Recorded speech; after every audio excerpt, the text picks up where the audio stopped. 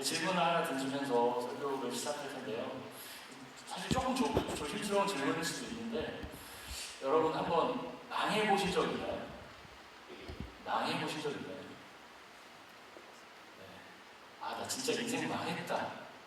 그냥 뭐 시험 한 번 망했다가 아니라, 뭐 수능이 망했다고 하면 그 수능 보는 고3 시절에 인생이 망한 것처럼 느껴지겠죠. 그것도 인생이 망했다라고 그 당시에 느꼈던 한 번의 경험인 것 같아요. 그야말로 쫄딱 망해보신 적 있습니다. 비즈니스 하시던 분들은 그런 경험이 있으셨을 것 같은데요. 뭐 저는 그런 적도 없고, 제가 한 적도 없고, 저희 집도 뭐 비즈니스 하는 집은 아니어서 그런 경험은 없었습니다. 쫄딱 망했다 하고 하면 어떤 그림이 떠오르시나요?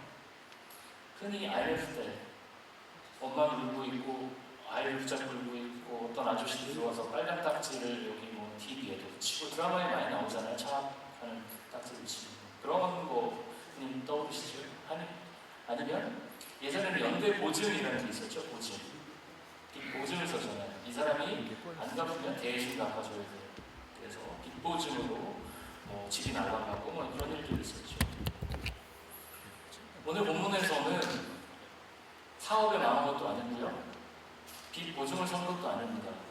그런데 완전히 망했습니다. 그리고 사실 한 국가가 망한다라는 것, 그리고 고대 세계에서 한 국가가 망한다라는 것은 지금 우리가 살고 있는 세상에서 사업이 망하는 것, 빚 보증과는 또 다른, 아주 다른 차원의 일일 것입니다.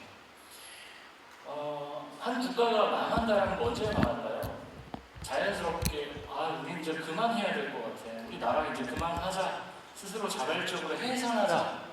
무슨 동호회처럼 우리 이제 테니스 클럽인데 우리 클럽 그만 모이자. 뭐 이런 식으로 이제 흩어지는 건가요?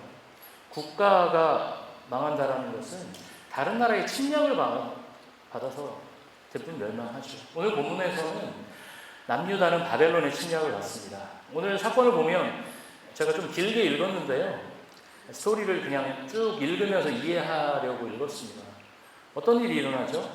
예루살렘이 함락됩니다. 그리고 당시 왕이었던 누구죠? 시드기야는 도망을 갑니다. 근데 얼마 도망가지 않아서 붙잡히죠. 그리고 바벨론의 느부갓네살 왕 앞에 이렇게 끌려오게 되죠. 어떻게 됩니까? 결국 시드기야의 여러 아들들은 시드기야의 눈앞에서 무참히 죽어갔습니다. 자기 아들들이 죽어가는 모습을 보는 아버지의 마음은 어땠을까요? 그리고 제가 좀 끔찍한 예일 수도 있지만, 시드기야는 두 눈이 뽑혔다고 표현되어 있죠. 두 눈이 뽑힌 상태에서 아들이 죽는 거를 눈으로 보지 못했을까? 저는 그 생각도 했어요. 아니면 넌 이것까지 보고 내가 너의 눈을 뽑겠다. 느부갓네살은 그렇게 했을 것 같아요. 여기엔 선후 관계는 없는데, 정말 느부갓네살 입장에서 끝까지 화가 나서 이 예루살렘을 처참히 무너뜨렸기 때문에 그 아들들을 싹 죽이고, 시드기야의 눈앞에 다 죽이고, 마지막으로 시드기야의 눈을 뽑아서 포로로 끌고 오는 장면이 오늘의 장면입니다. 유다의 많은 귀족들도 죽음을 당합니다. 이게 BC 586년에 있었던 남유다의 멸망 사건이었습니다. 사실 우리가 좀 전에 한 국가의 멸망에 대해서 간략하게 지금 남유다의 멸망에 대해서 살펴봤지만, 그건 역사책에 나오는, 성경에 나오는 큰 스토리고요. 이게 이제 어떤 한 가정, 한 사람의 이야기로 들어간다면 또 다른 맥락의 이야기들이 펼쳐질 겁니다. 디테일하게 들어가 보면 당시 남유다 백성들이 당한 고통은 우리가 감히 헤아릴 수 없는 그런 고통일 것입니다. 부모가, 제가 아이라고 생각해 보십시오. 부모가 내가 아이인데, 보고 있는데 바벨론의 군인들에게 무참히 칼에 찔려서 살해당하는 것을 목격한 아이들은 어떨까요? 평생 트라우마에 시달리며 살았을 겁니다. 전쟁통에 자녀가 실종된 부모들도 많이 있었을 겁니다. 옛날에 전쟁에 그런 고아들이 많았잖아요. 어떻게 보면 자식이 죽었다고 하면 걔를 잘 묻어주고, 너무 안타깝지만 끔찍하겠지만 그 고통 속에서 살아가겠지만, 결국은 체념하면서 점차 조금씩 잊으면서 지내겠지만, 아이가 실종된 부모는 어떨까요? 제가 실종된 아이의 부모라면 저는 평생 그 현관 앞을 기웃기웃할 것 같습니다. 내 아이가 돌아올까?를 기다리면서 아이가 돌아올 수 있다는 희망을 갖고 평생을 살았을 겁니다. 결혼을 약속한 사랑하는 남자를 전쟁터에 보내는 여인의 마음은 어땠을까요? 어떻게든 그 남자를 못 보내게 내가 숨겼을 때 가지마, 당신 죽을 거야. 이 지는 전쟁이잖아요.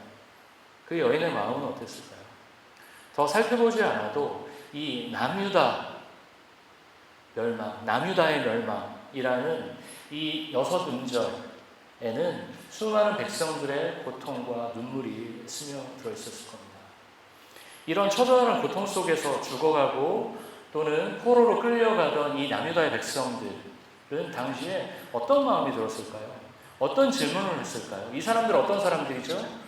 여호와 하나님을 믿는 사람들입니다. 하나님이 선택했다고 거듭 얘기했고 출애굽을 통해서 그 수많은 역사와 기적들을 통해서 보호하셨던 선택받은 사람들입니다. 그런데 이들의 왕국이 무너졌습니다. 수많은 사람들이 죽고 포로로 끌려가고 있습니다. 그들의 심정은 어땠을까요? 여호와 하나님, 당신 도대체 어디 계십니까? 라는 질문을 던지지 않았을까요? 어디 계시길래 당신의 백성이 이렇게 죽임당하고 포로로 끌려가는데 당신 왜 아무것도 안 하십니까? 라고 질문하지 않았을까요? 우리는 당신이 선택한 백성 아닙니까? 라고 질문을 던졌을 겁니다. 너무나 당연한 질문이죠. 제가 지금 톤이 좀 낮게 했는데 제가 만약에 이스라엘 백성이었으면 저는 욕했을 겁니다. 하나님, 그러면서 당신 지금 뭐 하시는 겁니까? 지금 왜 내 아이가 죽어가고 내 부모가 죽어가는데 당신 지금 뭐 하시는 겁니까? 우리 다윗 후손들은 멸망하지 않는다라고 언약으로 약속하지 않으셨습니까? 라고 따져 물었을 거예요. 이들의 질문 앞에 우리는 어떻게 답을 할 수 있을까요? 오늘 본문은 그 질문에 대한 답을 우리에게 보여주고 있습니다. 오늘 본문을 보면 11절까지는 남유다의 멸망에 대해서 설명을 하고 있고요. 12절부터 세 단락으로 크게 나누어져 있거든요. 12절부터 14절까지는 예레미야가 감옥에서 풀려나는 장면에 대해서 설명하고 있습니다. 바벨론의 장군 느부사라단은 예레미야를 잘 대해주라고 부하들에게 명령을 합니다. 이 부분이 어떻게 보면 굉장히 아이러니합니다. 왜 아이러니할까요? 남유다는 망했습니다. 다윗 왕조는 멸망했습니다. 다윗 왕조의 정통성을 자랑하는 남유다가 망했는데 거꾸로 예레미야는 자유를 얻었습니다. 이 아이러니한 부분은 이 예레미야가 자유를 얻은 부분뿐만 아니라 또 있는데요. 8절, 9절, 10절 한번 같이 볼까요? 눈으로 한번 보여주시면 여기 뭐라고 돼 있죠? 바빌론의 군인들이 왕궁과 빈가에 불을 지르고요. 예루살렘의 성벽들도 허물어 버렸습니다. 끔찍한 일들이 벌어지고 있죠. 그리고 느부사라단은 바빌론으로 잡아갔고요. 9절에서 그 10절 보면 뭐라고 되어 있습니까? 가장 가난한 사람들, 아무 소유가 없는 빈민들을 유다 땅에 남겨두고 그날의 포도원과 같이 그들에게 주었다. 이거를 어떤 정치적 맥락으로 해석을 하면 이거를 아무것도 남겨두지 않고 싹 죽이거나 포로로 두는 것보다 가장 가난한 사람들, 권력이 없는 사람들, 뭔가 반란을 일으킬 가능성이 없는 사람들을 남겨두고 그들에게 뭘 하라고요? 그들에게 땅을 주죠. 그리고 농작물을 통해서 세금을 걷겠죠. 바벨론 입장에선 이익이 되기 때문에 이런 선택을 했을 것이다라고 그건 정치적 해석이죠. 역사적 맥락에서 그런 해석도 가능하다고 생각을 합니다. 그렇지만 사실 이 가장 가난한 사람들 입장에서는 완전히 다른 세상이 벌어진 거죠. 나라가 멀쩡했을 때는 가장 가난하고 천대받고 어디 가면 돈 빌려야 되고 그냥 이렇게 쥐죽은 듯이 있어야 되는 사람들인데 자기가 속해 있던 나라가 망하면서 무엇을 얻었죠? 포도원과 밭을 얻게 되었습니다. 너무나 아이러니한 상황이 벌어집니다. 그런데 굉장히 아이러니한 두 장면이 이어져서 나오는데요. 그리고 오늘 본문은 세 번째 단락, 첫 번째 단락은 뭐라고 말씀드렸죠? 남유다의 멸망에 대해서 설명하고 있고요. 두 번째는 가장 가난한 사람들에 대해 예레미야가 자유케 하게 되는 장면에 대해서 얘기하고 있고요. 세 번째 단락에서는 에벤멜렉. 이 사람 이름도 어려워요. 에벤멜렉. 에벤멜렉이라는 사람에 대한 얘기가 나옵니다. 오늘 본문은 뭐라고 얘기하고 있습니까? 하나님이 예레미야를 통해서 에벤멜렉 너에게 구원이 임할 거다라고 예언하고 있습니다. 이 에벤멜렉이 누구죠? 예레미야 38장 7절부터 9절까지 한번 보시면 눈으로 한번 읽어보시면 될 것 같습니다. 네. 7절, 8절, 9절을 보면 예레미야가 지금 구덩이에 갇혀있죠. 근데 에벤멜렉이 누굽니까? 에디오피아 출신, 개역개정판에서는 구스라고 표현하고 있는데 에디오피아 출신 내시입니다. 그 사람이 뭘 하고 있죠? 시드기야에게 찾아가서 예레미야를 살려주십시오라고 예레미야 구명운동을 벌이고 있습니다. 이때 사실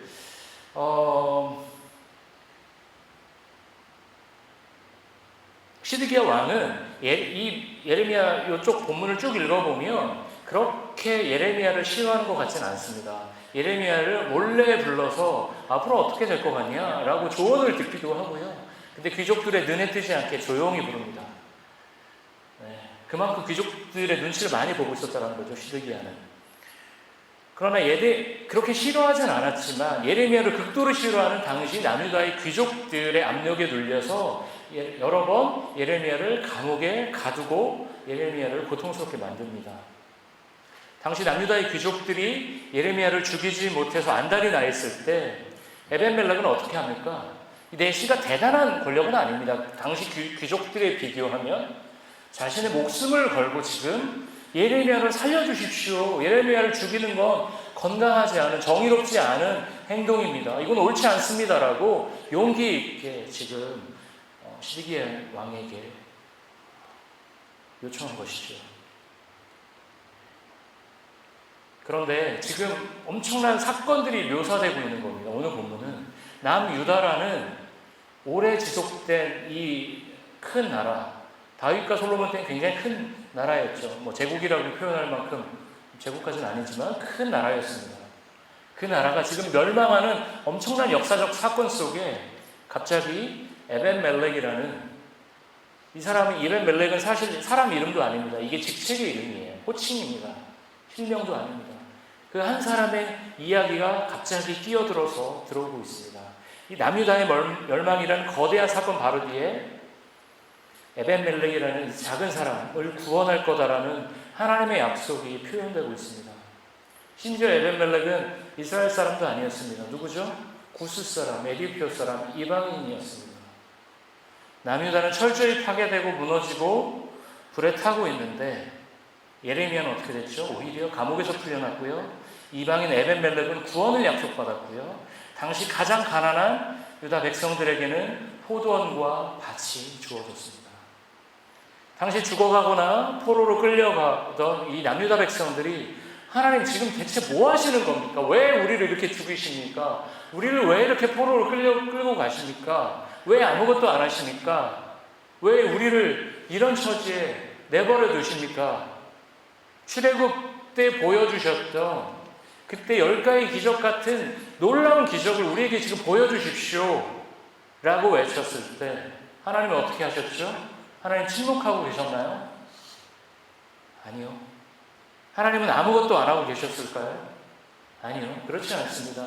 하나님은 여전히 일하고 계셨습니다. 앞에서 살펴본 것처럼 하나님은 예레미야를 자유케 하셨고요. 가장 가난한 백성들에게 포도원과 밭을 주셨습니다. 이방인 에벤멜렉을 구원하시겠다. 가장 어려운 시기에 귀족들의 정말로 서슬퍼런 권력을 자랑하고 있을 때 말 한마디에 목이 날아갔던 시점에 예레미야를 도우려고 했던 에벤멜렉에게 하나님께서는 구원을 약속해 주셨습니다. 남유다 백성들에게는 예루살렘이 이 멸망의 날이 결코 잊을 수 없는 고통과 수치의 날이겠지만 그것이 예루살렘으로 상징되는 하나님의 역사의 끝은 아니었습니다. 오히려 하나님을 떠난 예루살렘이 심판을 받아 성이 불타버렸다는 사실은 하나님이 예루살렘과 그 백성을 통해 역사하고 계심을 보여주시고 있는 것입니다. 이 김근주 교수님은 이 사건에 대해서 이렇게 표현하셨습니다. 예루살렘은 망해도 하나님의 역사는 망하지 않는다. 다시 한번 말씀드릴게요. 예루살렘은 망해도 하나님의 역사는 망하지 않는다 라고 표현하셨습니다. 너무나 절묘한 표현이죠. 예루살렘은 멸망했습니다. 많은 사람들은 바벨론의 포로로 끌려갔죠. 포로들이 어떤 사람들입니까? 남의 나라에 노예처럼 끌려가는 사람들입니다. 인간 이하의 대접을 받을 수밖에 없는 사람들입니다. 그런데 역사가 보여주는 것처럼 그 포로들의 후예들은 하나님의 때가 이르렀을 때 예루살렘으로 다시 돌아와서 새로운 역사를 써내려가는 역사의 주역들이 됩니다. 우리는 눈에 보이는 것으로 모든 것을 평가합니다. 그렇죠. 우리는 눈에 보이는 것에 가장 약합니다. 우리 세대만 그런 것이 아니라 과거에서부터 그랬습니다. 이스라엘 역사에서 가장 태평성대를 누렸던 시대는 언제죠? 솔로몬이 통치하던 시대였겠죠. 영토도 가장 넓었던 시대였습니다. 그때 이후에도 북이스라엘 같은 경우에는 르호보암 2세 때도 영토를 상당히 다시 솔로몬의 영토만큼이나 많이 회복합니다. 그 당시에 나름대로 힘을 발휘했습니다. 방구 좀 끼던 시절이었습니다. 그리고 그들의 태평성대가 영원히 갈 거라고 생각했습니다. 왜냐하면 예루살렘 성전이 건재하고 다윗 언약이 우리에게 있기 때문에. 그러나 많은 선지자들이 얘기한 것처럼 이 솔로몬 이후로 남유다와 북이스라엘에 하나님께서 보기에 선한 왕들이 몇 명이나 있었을까요? 거의 찾기가 어렵습니다. 여전히 영토는 넓고 무역업을 통해서 돈도 들어오고, 그래서 여전히 우리는 건재하다, 우리의 성전은 영원하다라고 외쳤지만 그들은 점점 하나님 앞에서 멀어져 가고 있었습니다. 눈에 보이는 힘과 돈이 이스라엘 백성들의 눈을 멀게 만들었습니다. 그렇게 타락해가는 이스라엘 백성들을 향해 하나님은 어떻게 하셨죠? 꾸준히 선지자들을 보내주셨습니다. 회개를 촉구했습니다. 그러나 이스라엘 백성들은 오히려 선지자들을 핍박하면서 멸망의 길을 걸어간 것입니다. 그래서 오늘 본문에서 하나님께서는 어떻게 하셨죠? 결국에 예루살렘이라는 이 도시, 남유다라는 이 국가의 멸망이라는 아주 극단적인 방법을 사용하시면서까지 역사의 판도를 바꾸셨습니다. 하나님께서 허락하지 않으셨으면 이 일은 결코 일어날 수 없습니다. 이스라엘 백성의 관점에서 예루살렘이 멸망하고 다윗 왕조가 무너지고 예루살렘이 성전이 불타면 그것으로 끝장이라고 생각했습니다. 끝장인 줄 알았겠죠. 그러나 그 너머에 또 다른 세상이 기다리고 있었습니다. 하나님은 예레미야에게 자유를 허락하셨고 가나안 자들에게 땅을 허락하셨고 에벤멜렉의 구원을 약속하셨고 마지막으로 포로로 끌려가는 자들에게는 회복하신다고 약속하셨습니다. 모든 것에는 유통기한이 있는 것 같습니다. 한 국가가 지속되는 기간은 얼마나 될까요? 한 국가. 로마 그러면 천년 제국 이런 얘기하죠. 한 나라가, 한 제국이 1000년을 버텼다라는 건 그 나라가 얼마나 정말 지속 가능한 나라로 시스템과 여러 가지를 잘 정비했는지를 보여주겠죠. 정말 오래 버틴 것 같습니다. 반면에 로마처럼 그렇게 1000년을 버틴 나라들도 있지만 며칠 만에 무너진 나라들도 역사 속에 수없이 많습니다. 한 회사가 지속되는 기간은 얼마나 될까요? 제가 통계를 찾아보니까 미국 기업의 통계를 보면 지난 36년, 지금부터 36년 전부터 이렇게 36년 통계를 따져보면 미국에서 100대 기업 중에 36년 동안 망하지 않고 버틸 확률이 21%라고 합니다. 생각보다 낮죠. 100대 대기업이면 어마어마하게 큰 기업입니다. 미국 자본시장에서. 그런데 79%는 36년을 버티지 못하고 망한다고 합니다. 교회도 마찬가지겠죠. 교회. 우리가 초대교회라고 알고 있는 예루살렘 교회는 AD 70년경에 예루살렘이 티토 장군이 이끄는 로마 군대에 의해서 또 망하죠. 그때 이후에는 거의 교회 역사에서 영향력을 발휘하지 못합니다. 그러나 바울과 바나바를 중심으로 바울과 바나바를 파송했던 안디옥 교회는 AD 400년 무렵까지 세계 선교 역사에서 400년을 지속했다는 거 굉장히 오래 한 거죠. 영향력을 발휘했다는 것은 세계 선교 역사에서 중요한 위치를 차지합니다. 역사의 흐름 속에서 하나님은 어떤 국가를 사용하시기도 하고요. 기업을 사용하시기도 하고요. 교회를 사용하시기도 합니다. 그리고 어떤 시점이 되면 그 국가와 기업과 교회는 역사의 뒤편으로 사라지기도 합니다. 우리 인생도 마찬가지라고 저는 생각을 합니다. 우리 역사의 흐름 속에서 우리가 오늘 본문을 통해 기억해야 될 것은 오늘 설교의 제목처럼 하나님 나라는 멈추지 않는다는 사실입니다.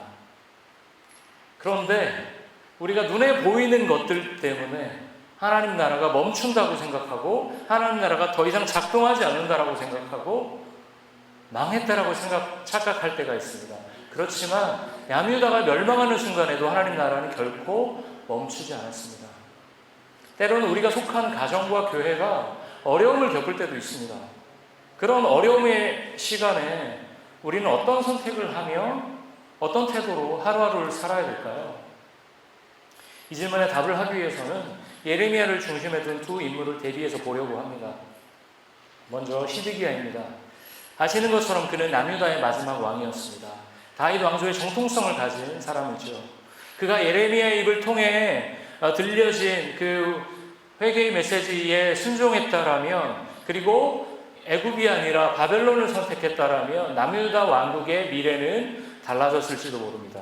그러나 그는 그렇게 심지가 굳은 사람이 아니었습니다. 당시 귀족들의 압력에 압박을 받으면서 자신의 자리를 지키고 다른 귀족들의 입맛에 맞게 행동하는 사람이었습니다.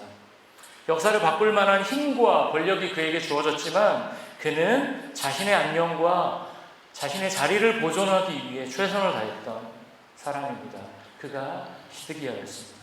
반면에 좀 전에 에베멜렉은 어떤 사람입니까?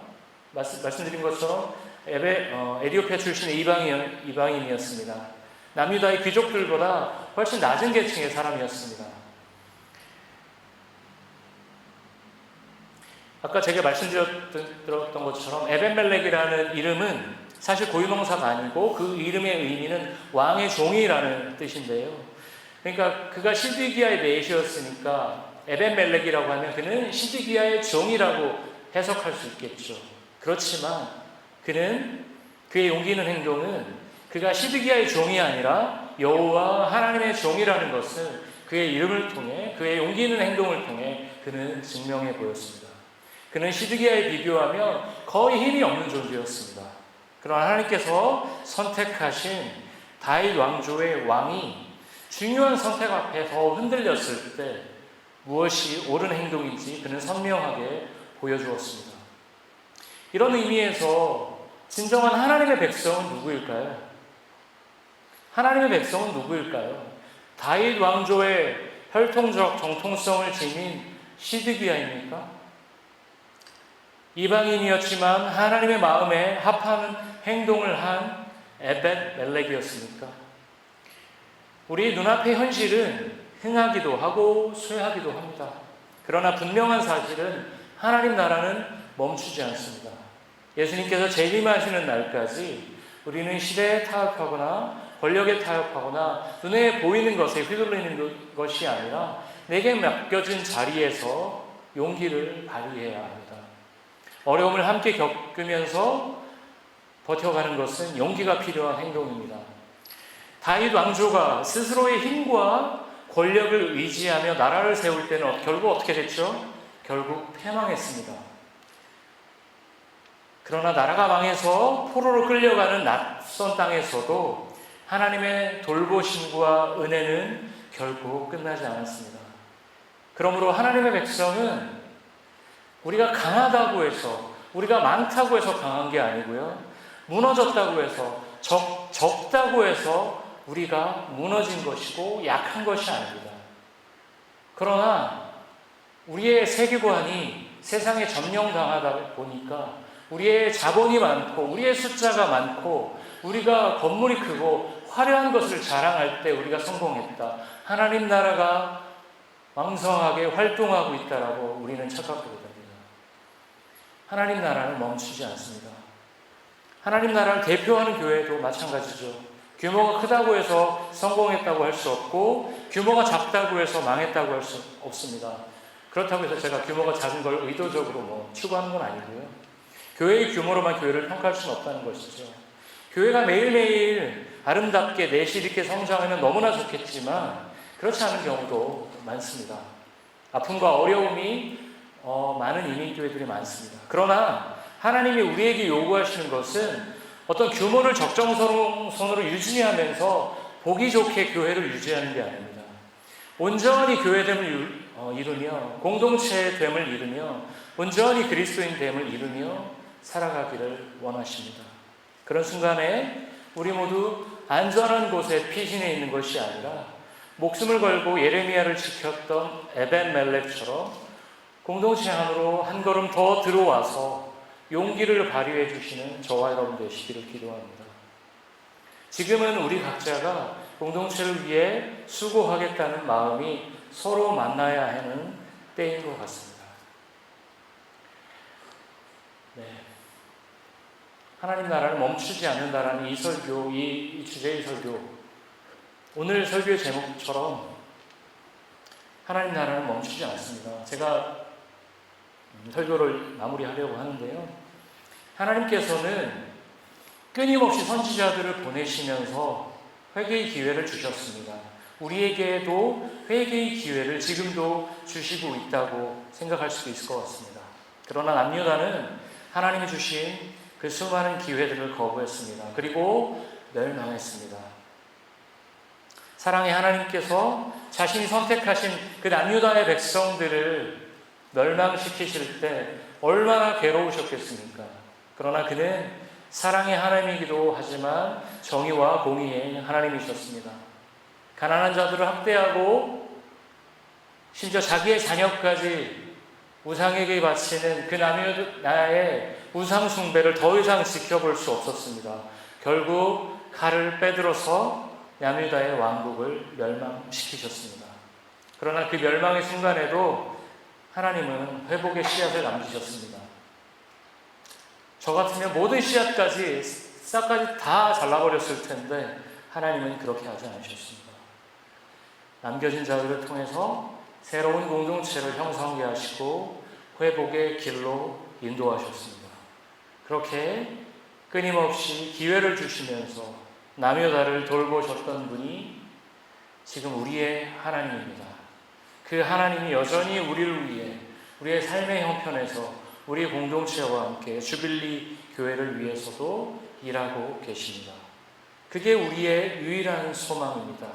그 하나님과 함께 기도하고 서로를 돌보고 사랑하며 멈추지 않는 하나님 나라의 백성으로 살아가는 저와 여러분 되시기를 기도합니다. 네, 말씀을 마치도록 하겠습니다.